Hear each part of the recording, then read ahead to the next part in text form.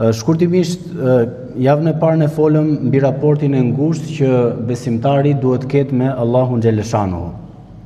Një raport i ngushtë, e cila duhet pasqyrohet në çdo detaj të jetës tonë.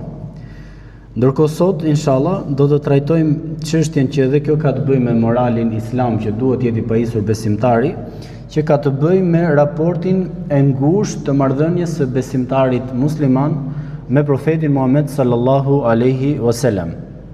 Për vetë faktin, sepse i dërguami sallallahu alaihi wasallam, Allahu xhaleshanuhu e zgjodhi të dërguar dhe i shpalli atij Kur'anin famulart.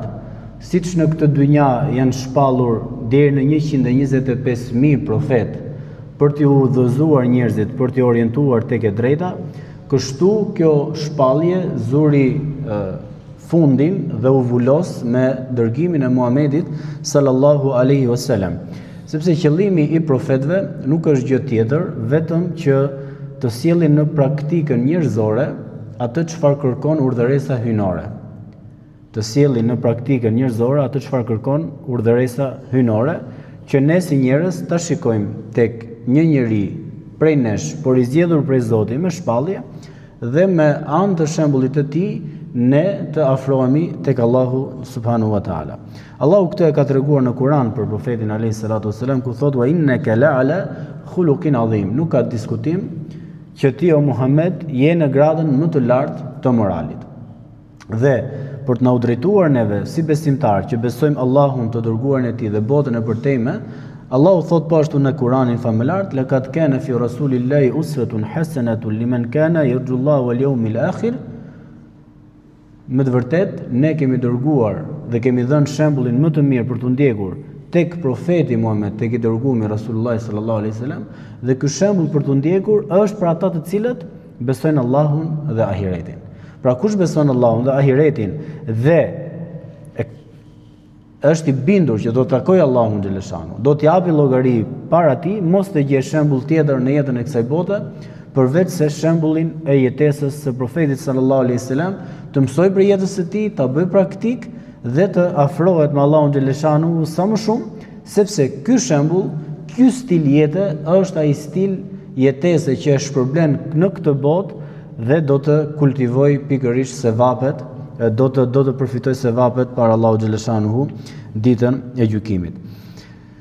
Po të shikojmë një rast të bukur që ka ardhur në hadith të transmetuar nga Aisha radhiyallahu anha. Ajo thotë kështu: një ditë erdhën 3 burra, 3 sahabë të profetit alayhis salam tek shtëpia, por nuk e gjetën profetin sallallahu alaihi wasallam. Dhe më pyetën mua: oj bashkëshortja e profetit, oj nëna jon, sepse gratë e profetit janë nënat e besimtarëve, na trego pak një ditë profetit alayhis salam. Si është një ditë e profetit sallallahu alaihi wasallam? Dhe ajo ju përgjigj me një përgjigje që është mësimi i madh për gjithë ne. Tha: a nuk e lexoni ju Kur'anin? Morali i tij ishte Kur'ani. Morali i profetit alayhis salam ishte Kur'ani. Ndërkohë, nisur nga kjo, ne shikojmë që këto 3 sahabe, kur normalisht e dinin jetën e profetit alayhis salam dhe sipas transmetimit kuptohet që bashkëshortja i tregoi diçka, pra që ai kalon shumë ditë me agjërim, natën me adhurim etj me radhë, të 3 këto thanë që të dërguamit Zotit alayhis salatu wassalam i janë falur të gjitha gjunahet, e shkuara dhe të ardhme, dhe shiko sa adhurim bën ai prapë se prapë ka shi Allahu xhaleshanu. Po ne që nuk e kemi të sigurt a do të na falen gjunahet apo jo.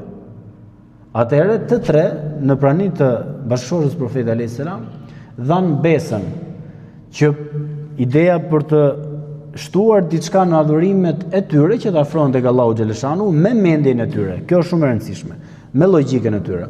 Dhe thanë, njëri prej tyre tha: unë tani e tutje do të agjëroj çdo ditë të jetës time. Tjetri tha: unë tani e tutje do të falem çdo natë, gjithë natën do ta kaloj në adhurim, në namaz. Dhe tjetri tha: unë tani e tutje nuk do të afrohem më me gratë. Duke synuar që të bëjë një veprim adhurim të shtuar në jetën e tyre që të lartësohen tek Allahu xhaleshanu sipas logjikës tyre.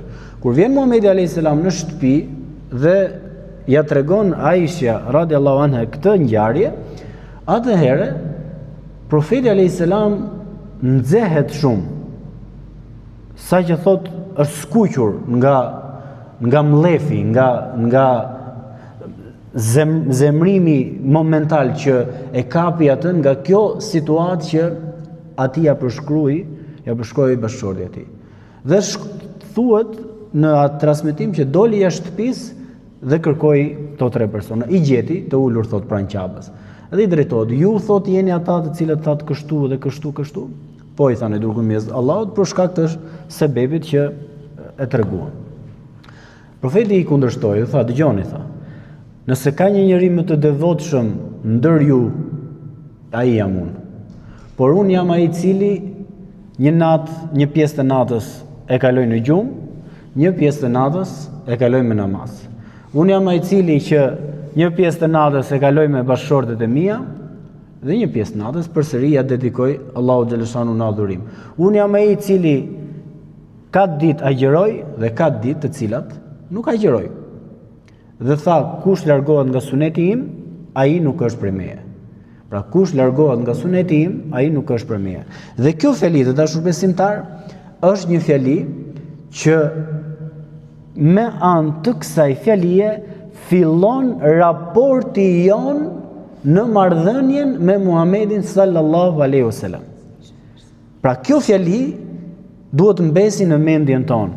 Kush largohet nga suneti im, ai nuk është prej meje, është fjalia e cila ne na fut në një raport moral në marrëdhënie të ngushtë me të dërguarin Muhamedin ton sallallahu alaihi wasallam. Sepse tham që vetëm shembulli i tij dhe jetesa e tij, qoftë në raport me Allahun xhaleshanu, qoftë në raport në marrëdhënie me njerëzit, në marrëdhënie me natyrën, me kafshët, me bimët, tham që kjo është raporti më i mirë që ne na e ka dhënë Allahu xhaleshanu si shembull për tu ndjekur. Dhe çdo veprim që ne do të bëjmë në këtë kontekst, çfarë do lloj shembulli që do të cilëm në praktik nga ana e profetit sallallahu alaihi wasallam, për ne kjo do të konsiderohet sevap.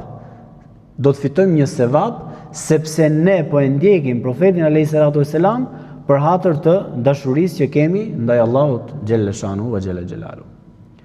Dhe këtu ne shikojmë që Allahu xhaleshanu e ka lidhur ngushtë dashurinë që ka besimtari ndaj profetit sallallahu alaihi wasallam me dashurinë e tij. Thot Allahu në Kur'an, kul in kuntum tuhibbun Allaha fattabi'uni yuhibbukum Allahu wa yaghfir lakum dhunubakum wallahu ghafurur rahim. Shpalli o Muhammed besimtarëve, thuaj, nëse ju e doni Allahun, atëherë më ndiqni mua. Dhe kështu ka për t'ju dashur dhe ju Allahu. Jo vetëm ka për t'ju dashur Allahu, por ka për t'ju falur ju gjunahet e juaja, sepse Allahu është falës dhe mëshirues i madh. Pra, lidhet ngushtë qëllimi, njeti, dashuria e sinqertë ndaj profetit sallallahu alaihi wasallam me dashurinë ndaj Allahu xhaleshanu, ti fiton pozita tek Allahu pse don profetin dhe pse ndjek rrugën e tij, por dhe nga ana tjetër vetëm për këtë shkak të dashurisë tënde në zemër ndaj profetit alayhis salam dhe përpjekja jote maksimale për të bërë çfarë të mundesh nga shembulli i jetës profetit sallallahu alaihi wasallam, ti meriton të falen gjunahet nga ana e Allahu xhaleshanu.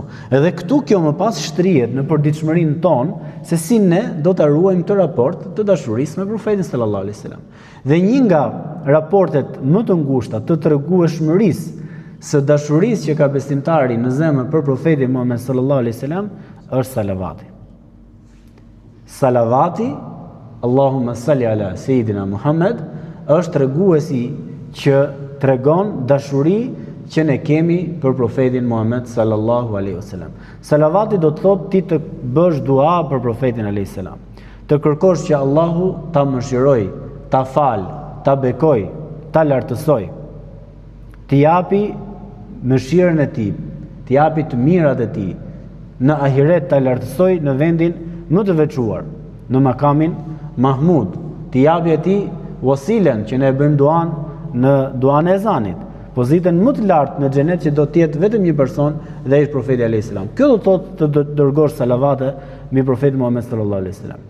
Dhe që ne mos të bim në harres nga dashuria tashmë që Muhamedi sallallahu alaihi wasallam ka për ne si besimtar, që ne mos të bim në harres, në neglizhencë, në huti, ai ka thënë, dhe në fakt është shpallje për Allahu xhaleshanu, sepse erdhi Xhibrili, duke u ngjitur në mimber profeti alayhis salam, tha 3 herë amin. Një nga këto 3 herë kur pyet pse tha profeti alayhis salam amin, i tha sahabëve, erdhi Xhibrili dhe më tha, kush dëgjon emrin tim dhe ai mua nuk më dërgon salavate, ai do të konsiderohet koprac. Pra, të dëgjosh emrin Muhammed më njëherë në edukatën dhe moralin e besimtarit është alayhi salatu wassalam. Allahumma salli ala Muhammed. Më njëherë ne bëjmë dua për të. Sa dëgjojmë emrin e Muhamedit sallallahu alaihi wasallam. Po ti fiton sevapa me këtë. Ti lartësohesh tek Allahu xhaleshanu. Ti nuk harron sepse të kujtohet se ky veprim do të jetë në raport të vlerësuar tek Allahu xhaleshanu. Profeti alayhi salatu wassalam e ka shpreh haptazi dashurinë ndaj nesh, ndaj gjithë secilit për nesh që jemi këtu. Po si e ka shpreh profeti alayhis salam këtë dashuri ndaj nesh? Një profeti alayhis salam ishte duke ndetur me sahabët e tij dhe tha: "Më ka marr malli dhe kuptohet sipas tekstit të hadithit me zor e presë të ditë që të takoj thot vëllezërit e mi tek haudi im."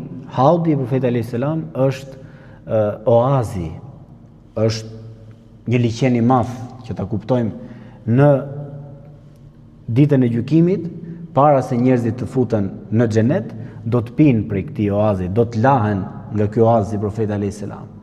Dhe profeti e përshkruan këtë ngjarje dhe thotë më ka marrë malli thotë për vëllezërit e mi që sikur i kam parasysh ditën kur do të jemi në ditën e gjykimit dhe duke i dhënë unë atyre ujë me duart e mia. Imagjinojeni sa bukur e përshkruan profeti alayhis salam. Kush i jep ujë me dorë dikujt? Mund të jesh ti në një prua me familjen tënde, e kupton? Fëmijës tënde, atë që e do shumë. Sa i spin dot, e merr në krah, atë pi ujë dhe ja jep me dorën tënde. I jep dhe gruas? Mund të japësh dhe gruas. Allahu na shtof dashurinë dhe për gratë. E mirë, japim dhe gruas, pra me që thot profesori kështu. Pse? Sepse kjo tregon dhemshurinë që kemi ne për fëmin, për gruan, dashurinë që kemi për të. Pra, tregon një kujdesje të veçantë.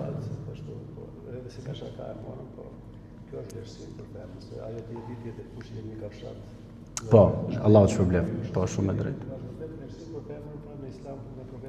Është shumë e vërtetë, Allahu të shpërblet. Dhe kjo në fakt tregon delikatesë, tregon mëshirë në natyrën tonë si njerëz. Me të thonë shokut të më japësh një çik ujë, e kupton, e merr zhyt aty brenda. Pra, sepse ama ai është i dobët fëmia, apo na grua në natyrën e saj është e dobët, dhe ti i ofron ujë. Pra, ke dëmshuri. Kështu e përshkruan profeti sallallahu alaihi wasallam. Do të jap ujë me durët e mi. Sahabët i thanë: "O i dërguar i Zotit, po, a nuk kemi ne vëllezërit e tuaj?" "Jo," tha. "Ju jeni shokët e mi. Vëllezërit e mi janë ata të cilët do të vinë më mbrapa që më besojnë mua pa më parë." Dhe kur u pyet, ose thënë ndryshe, pyeti profeti alayhis salam përsëri sahabët e vet, i tha: "Kush ka besimin më të çuditshëm? Kush prej krijesave të Zotit e ka besimin më të çuditshëm?" U menduan sahabët dhe thanë: "E kanë me lajket." E pse ta kenë besimin e çuditshëm, thanë me lajket profeti alayhis salam? Kur ata janë tek mbretëria e Allahu xhaleshanu, kur ata shikojnë mbretërinë e tij, janë pranë tij, pse të jetë e çuditshme besimi i tyre, pse të jetë i çuditshëm besimi i tyre. U mendon sahabët dhe thanë, atëherë besimi më të çuditshëm e kanë profetët. E pse ta kenë ata besimin më të çuditshëm kur atyre Allahu u ka shpallur shpallje? Pse mos ta besojnë ato Allahun xhaleshanu? U mendon sahabët dhe thanë, atëherë jemi ne. E pse mos besoni ju, tha, kur unë jam tek ju? Çfarë shkaku keni ju mos besoni kur jam tek ju? Atëherë sahabët u dorëzuan dhe tha profeti alayhis salam që besimin më të çuditshëm do ta kenë ata që do të vinë më mbrapa, që më besojnë mua pa më parë. Alhamdulillah, që na ka bërë Zoti për tyre. Edhe na bëf për tyre që të vdesim në këtë gjendje. Pra, kjo tregon një delikatesë të veçantë të dashurisë profetit sallallahu alaihi wasallam për umetin në përgjithësi. Dhe kjo dashuri e madhe e profetit alaihi wasallam është një dashuri që nga ana jon duhet kthyer. Kurse si nuk do ta kemi në atë nivel që ai e ka pasur për ne, që ai e ka pasur për umetin e tij, se ishte i gatshëm të jepte jetën, ai dha të gjithë pasurinë e vet, ai sakrifikoi gjithë jetën e vet, që si fjala Allahu të lartësuar të lartësohet dhe të vi deri tek ne sot, por minimalisht ne pra me anë të dashurisë ndaj tij që na lidh me Allahun të lëshanu me anë të selavateve, është hapi i parë i moralit ton si besimtar që duhet kemi me profetin Muhammed sallallahu alaihi wasallam. Për shembull në Kur'an çfarë thot Allahu i lartësuar? Ya ayyuhalladhina amanu la tarfa'u aswatakum fawqa sawti an-nabi wa la tajharu lahu bil qawli ka jahri ba'dikum li ba'din an tahbata a'malukum wa antum la tashurun. O ju besimtar, mos e ngrini zërin tuaj lart zërit profetit sallallahu alaihi wasallam. Kjo i u drejton dhe sahabëve.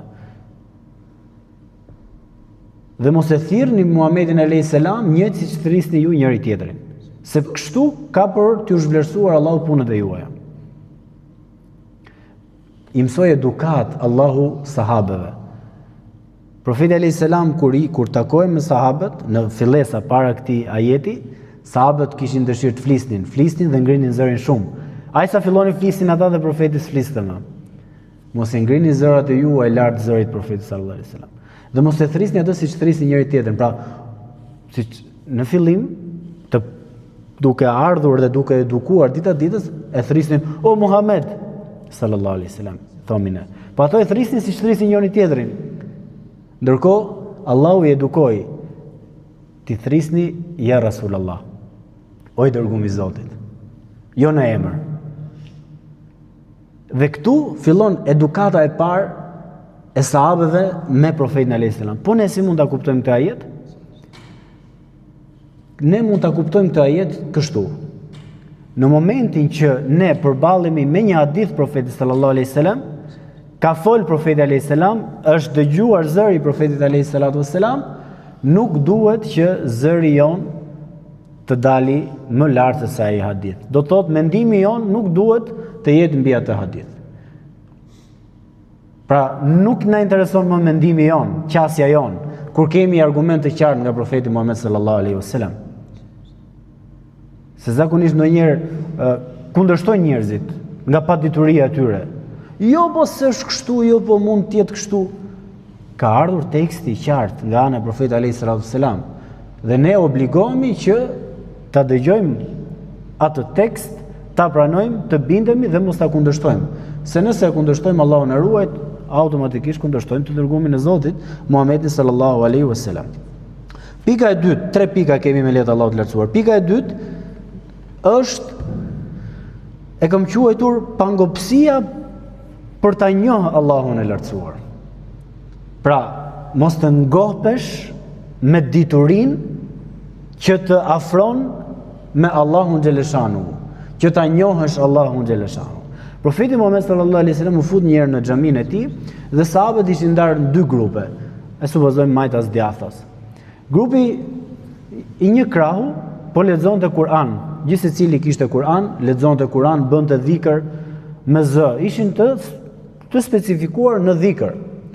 Grupi tjetër, krah tjetër, po lexonte ajetet e Kur'anit dhe po diskutonin çështje fetare. Po i shpjegonin ajetet e Kur'anit. Dhe të 2 grupet kur e pan profetin alayhis salatu wassalam, u pozicionua në një formë duke i thënë bujrum, hajde tek neve. Profeti ishte midis dhe zgjodhi krahun e grupit të cilët po shpjegonin ajetet e Kuranit. Dhe tha, inni buithtu mualliman, unë jam dërguar vetëm se një mësues. Jam dërguar vetëm se një mësues. Dhe shkoi te grupi që po shpjegonin ajetet e Allahut xhelleshanu. Dhe nuk ka diskutim që besimtari, nëse do që ta njohë Allahun, nëse do që të jetojë në rrugën e Muhamedit alayhis salam, si do ta bësh ti pa dituri? Veti dërguari Allahu sallallahu alaihi wasallam kishte mësues dhe ai ishte Xhibrili. Xhibrili vinte tek profeti alayhis salam dhe i mësonte si të falej. I mësonte Kur'anin, i shpjegonte kuptimet. Tefsiri që thomi ne e shpjegonte Xhibrili alayhis salam rreth par kuptimin profetit alayhis salam. Ai pastaj ja shpjegonte shokëve të tij. E si ne do të njohim më së tepër me Allahun xhaleshanu, të dërguarin e tij sallallahu alaihi wasallam, nëse nuk do të kemi dituri, nëse nuk do të kemi dëshirën e pangopur për ta njohur Allahun xhaleshanu. Dhe kjo bëhet me ligjërata, kjo bëhet me lexim, kjo bëhet me pjesëmarrje në situata të kësaj natyre, elhamdulillah që jemi sot. Ai që me të vërtet dëshiron ta njohë një sekondë më shumë Allahun xhaleshanu, një dituri dhe më tepër, dhe ta afrohet me të. Sepse profeti sallallahu alaihi wasallam ka një fakt interesant. Këtë hadithin e përdorim shpesh në Islam për të argumentuar se besimtari duhet të thotë estagfirullah shumë herë gjatë ditës. Është hadithi ku thot profeti alayhis salam, unë i kërkoj Allahut falje 70 herë në ditë apo i kërkoj falje Allahut 100 herë në ditë. Dhe kur e shpjegojmë në pamje të parë këtë hadith, kuptohet rëndësia e kërkimit të faljes. Por kjo ka një kleçk brenda. A thamë ne që profeti alayhis salam nuk bën gabime? Është i mbrojtur nga gabimet? Atëherë kjo kërkimi i faljes, në çfarë konsiston kërkimi i faljes profetit alayhis salam kur ai nuk bënte gabime? Dietarët thonë që kërkimi i faljes 70 herë deri në 100 herë në ditë profetit alayhis salam konsiston në lartësimin e gradëve të tij dita e ditës tek Allahu xhaleshanu. Kur ai sot e supozojmë ishte në këtë grad, ditën tjetër me anë të shpalljes, me anë të forcimit të besimit, kalonte në një grad më lart, ai thoshte 100 herë në ditë, o Zot më fal, astagfirullah, se s'pas kem ditë gjë në këtë grad, se që ka ndryshe grada këtu lart. Dhe ai çdo ditë lartësohej në grad, sepse ne kemi këtë që besimtari lartësohet në grad. Sa pa udh ai drejt xhamis, lartësohet një grad, i falet një gjuna, i shkruhet një sevap. Pra, kjo marrëdhënie profeti alayhis salam kërkonte falje sepse ai shikonte të shkuarën e tij një ditë më para me atë raport që ai kishte me Allahun xhaleshanu sot në këtë grad besimi. Që edhe ne ndoshta her pas here, për shembull në Ramazan pse shtojmë më shumë falje neve astagfirullah? Pse bëjmë më shumë dhikr? Sepse ti po përjeton diçka ndryshe gjatë Ramazanit që se ke përjetuar gjatë gjithë vitit dhe thua Zot më fal. Pse në Ramazan ai vin gjitha gjunaat në përmend ne çka kemi bërë gjatë gjithë vitit? Sepse ti qa hallin astagfirullah sa keq pas kemi qenë gjatë gjithë vitit. Ama pse me presim me mall Ramazanin edhe themi elhamdulillah sepse ti atë muaj Ramazanit i lartësohesh shumë shpirtërisht dhe kur shef të shkumën ta të thu sa qyqar pas kem qenë. Dhe ne gjithë këtë e përjetojmë. Një herë në vit, profeti sallallahu alaihi wasallam e përjetonte çdo ditë këtë gjë. Dhe kjo është ajo që mos të kesh atë pra të pangopurën për ta njohur Allahun xhaleshanu. Dhe e fundit, i përmblodha në 3 pika në fakt, sepse të flasësh për marrëdhënien tonë me Muhamedit sallallahu alaihi wasallam, do të thotë të ta sjellësh në tavolinë gjithë Islamin, pra është e pamundur, por mendoj që këto janë 3 pikat shumë thelbësore. Dhe pika e tretë tashmë është pika e cila ne na e sjell në raport praktike të përditshme atë çfarë kemi mësuar nga profeti sallallahu alaihi wasallam. A e morëm atë si shembullin më të mirë për të ndjekur? A e pranuam që ndjekja e tij na afron me dashurinë e Allahut xhaleshanu? Atëherë, përfaqësimi me dinjitet i emrit të Muhamedit sallallahu alaihi wasallam si musliman që ne jemi është pika thelbësore e tregueshmërisë së moralit të lartë të besimtarit musliman, në raport me Muhamedin sallallahu alaihi wasallam. Dhe përfaqësimi me dinjitet është shumë i lidhur ngushtë me pikën e dytë që përmendëm ne, pangoshmëria e diturisë. Pse? Sepse të përfaqësosh me dinjitet profetin sallallahu alaihi wasallam, do të thotë ta njohësh mirë profetin alaihi salatu wasalam, të sjellësh në praktikë të përditshme islamin në mënyrën korrekte, mos të flasësh pa dituri dhe të jesh gjithmonë i kujdesshëm që asnjë sekondë vetëm të jetës tënde mos ta turpërosh profetin sallallahu alaihi wasallam, sepse ti thua unë jam musliman. Më përpara na kanë quajtur Muhammedan. I quashin musliman më përpara Muhammedan, pra ata që ndjekin Muhammedin sallallahu alaihi wasallam. Dhe ka një rast për shembull me 3 shokë profetit alaihi wasallam. Prap këtu bëhet fjalë në fillesat e islamit, por është mësim i madh. Njëri ishte plagosur në kokë, kishte një plag shumë të rëndë. Edhe 2 të tjerë tashmë, ky kishte nevojë të merrte gusull. Ky që ishte i lënduar në kokë me plag. Tani tha, a të lahem të marr gusull, se të marrësh gusull duhet lahesh, apo të marrim tejemum. Pra kjo pyetje tregon akoma fillesat e njohjes me praktikën islame, në jetën e përditshme. Çfarë lejohet, çfarë s'lejohet, kush është më e mira. Njëri tha, duhet lahet, tha. Duhet lahet se nuk quhet i pastër, por nuk u la. Tjetri tha, duhet marri tejemum.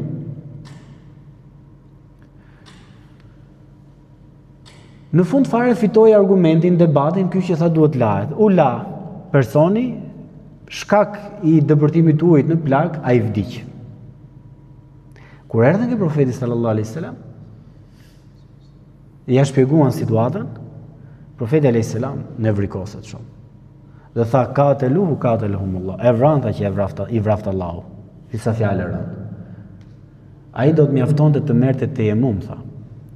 Sepse kjo situatë ishte përjashtuese, ai kishte plag.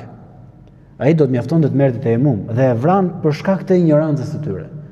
Për shkak të një debati pa dituri.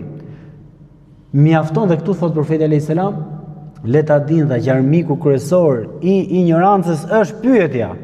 Pyet. Kishte çu lajm ke profeti alayhis salam. Pse veprove pa dituri? Sepse veprimi pa dituri të çojë në një veprim që rren ndesh pikërisht me atë çfarë mësoi profeti Muhammed sallallahu alaihi wasallam. Dhe pikërisht kjo dituri e saktë e sjellur në praktikë nga besimtari është përfaqësimi më dinjitos që mund të bëjë një besimtar, atë që e di të saktë, zbatoje me krenari dhe me kokën lart, sepse po ndjek profetin alaihi wasallam, aty kur nuk e di, besimtari duhet të mësohet të thotë nuk e di. Sepse Aliu radhiyallahu anhu thotë që gjysma e diturisë është të thuash nuk e di. Të thuash nuk e di të mbron nderin tënd, të mbron fen tënde. Nuk e di o vlla, nuk e di, më lër të pyes një njerëz më të ditur. Fasalu ahla dhikrin kuntum la ta'lamun. Pyesi njerëzit e dijes për gjërat që nuk i dini. Nuk e thuj nuk e di, do ta mësoj, do t'ja përgjigje, mos u nxito. Nuk jetohet feja me emocion. Por feja islame është me argument. Argumenti mbizotron edhe mbi logjikën e njeriu, sepse nuk ka argument fetar që të bie ndesh me logjikën e njeriu. Por mënyra se si do t'ja transmetosh tjetrit, kë ke përballë, ajo është shumë e rëndësishme. Dhe në praktikën e përditshme, një nga gjërat më themelore të profetit sallallahu alaihi wasallam, që përfaqësimi dinjitos është të jesh shembulli më i bukur i përfaqësimit të islamit në shoqërinë ku ti jeton. Profeti Muhammed sallallahu alaihi wasallam ishte i but me njerëzit. Allahu thotë në Kur'an, mos t'ishe ti i but për mëshirën e Zotit që dha Allahu mëshirë. Mos t'ishe i but me njerëzit.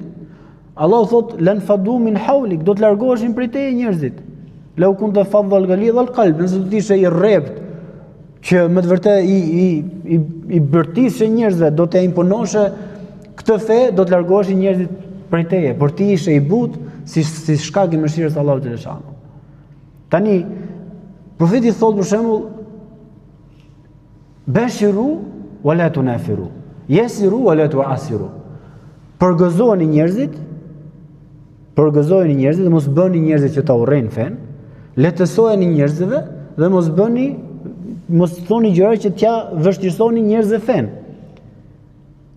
Tani ne shohim që e gjithë praktika e profetit alayhis salam ishte si ta kapte tjetrin prej dore dhe ta largonte nga idhujtaria, nga padrejtësia dhe ta sillte në islam, ta shpëtonte nga zjarri i xhenemit. Deri në fund të frymës së fundit xhaxhait të tij Abu Talibit, profeti Muhammed sallallahu alaihi wasallam i ndeti ke koka, thuj la ilaha illallah xhaxha. Thuj la ilaha illallah, ta kem argument që ta lut Allahun xhaleshanu që të falet mëshiroj. Tani në këtë raport, si është raporti jon, gjithë secili bën llogari vet në përfaqësimin kaq dinjitos të Islamit në familjen tonë, në farafisin tonë, në shoqërinë ku jetojmë. Kur na shohin njerëzit ne, a na drejtojnë gishtin për mirë, si një besimtar shembull i mirë, apo për keq? Lum ne nëse elhamdulillah nëse drejtohet për mirë gishti, e mirë ne nëse na drejtohet për keq si musliman. Ka një ngjarje e tregon një nga dietarët e Sirisë, Allah më shiroftë, Ramazan el-Buti, e ka në shkrim në një librin e tij, thotë, u përballa thotë më njëherë me një nga këto ekstremistët, nga këto që veshin ato jelegët edhe kanë qef të shtypin butonat. Edhe po bënim një diskutim. E pyeta, i thash, ç'a mendimi ke ti tha për një rini muslimane e cila në përgjithësi e beson Allahun, e njeh të dërgumin e Zotit, po ka rënë në një huti momentale, edhe kjo rini është në një disko, në një pub nate. Ç'a mendon ti për to tha? To tha ky, duhet me shku atje ke pubi, tha dhe me i vratë gjithë, tha. Mendimi ekstremist, larg çdo parimi islam. Dhe ky e pyet, po mirë i thot, ku do të shkojnë këto nëse vdesin atë gjendje? Në zjarr xhenemit. Po kush i do njerëzit në zjarr xhenemit? I do shejtani. Pra ti po bë ke avokatin e shejtanit. Ndërkohë Muhamedi sallallahu alaihi wasallam donte që njerëzit të shpëtonte nga zjarri i xhenemit. Duro me durim. Ke bëti 23 vite davet sa që bërë profeti alayhi wasallam, ke feja, ke familja jote, ke farefisi jote, që pastaj të thush ai nuk udhëzohet? Apo ke fol një herë ti të ka kundërshtu ky është i devijum. Pra ky është morali i Islam? Ky është përfaqësimi dinjitoz i profetit Muhammed sallallahu alaihi wasallam? Kurse si jo. Prandaj dashur besimtar, mendoj që këto janë 3 pikat thelbësore. Pra, e para për një rikujtim, një dashuri të veçantë që duhet ta kemi për profetin Muhammed sallallahu alaihi wasallam. E dyta, dituria, një dashuri e pangopur që duhet kemi ne për diturinë, një etje që duhet kemi për diturinë sepse na afron me Allahun me të dërgumin e tij, dhe e treta, këtë pastaj të sillen praktik si një përfaqësim dinjitos ndaj islamin, ndaj Allahut xhaleshanu, ndaj profetit Muhammed sallallahu alaihi wasallam, sepse kjo inshallah me lehtë Allahut lartësuar do të na bëjë për tyre që do të dallohemi. Kur tha profeti alaihi salam, o dërgumi i Zotit, i thanë, po mirë, si do ta njohësh ti, tha, umetin tat, tha, ditën e gjykimit. Po tha, siç njeh tha bariu, tha, atë tha kalin me lara, tha, në një tuf kuaj të zi. Do të keni, tha, shenjat e juaja. Shenjat e juaja këtu konstatohet për abdesin. Para dini kush është shenja më e madhe? Tha profeti sallallahu alaihi wasallam, ka dy transmetime me të njëjtin tekst. Puna e parë që do të peshohet ditën e gjykimit është namazi, dhe kjo që ka lidhje me temën tonë. Puna e parë që do të peshohet ditën e gjykimit në peshore është morali. Morali i mirë i besimtarit është sevap në vete. Sepse morali bëhet pjesë e karakterit tënd dhe shtrihet në çdo fushë të jetës tënde pastaj. Allahu na bëf për atyre që e bëjnë profetin alayhi salatu sallam shembull thelbësor të jetës tonë, na bëf për atyre që të meritojmë dashurinë e tij, të meritojmë të pim ujë prej durave të tij të bekuara në haudin e tij ditën e gjykimit. Allahu të lëshanu na bashkof me të në xhenetet e tij të larta Firdaus, walhamdulillahi rabbil alamin. Allah është përbleft, nëse ka diçka mund ta diskutojmë. Apo diskutojmë ke çaj Augustinit.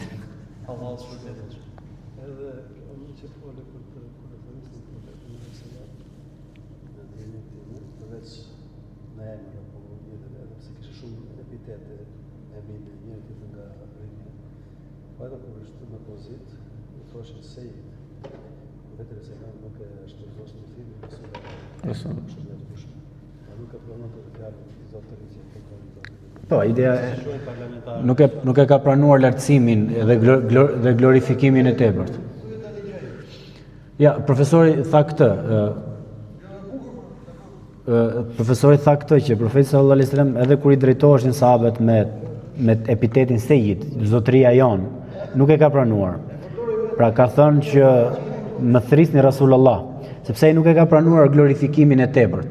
Dhe një nga këto që e ka thënë më të madhe profeti alayhis salam, që ka lënë porosi të madhe, varrin tim ka thënë, mos e bëni vend i dhujtarie siç bën të tjerët me profetët e tyre.